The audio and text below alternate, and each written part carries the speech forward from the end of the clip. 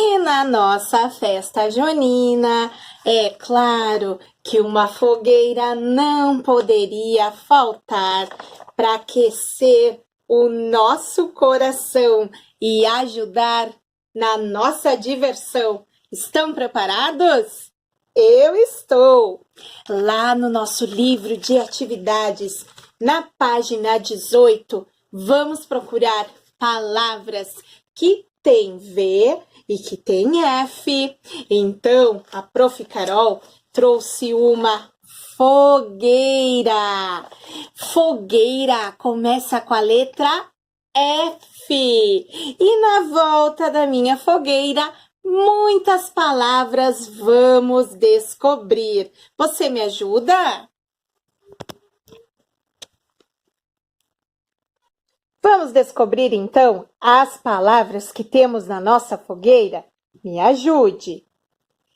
F-I forma o som de fi. L-A forma o som de lá. Vamos juntar? Fi, lá. Próxima palavra. F-E, fê. I-J-A-T-U-O, jão. Feijão. F-O, fo. C-A-K, foca. F-A, fá. C-A-K. Vamos juntar? Faca. F-O-R, for. M-I, mi.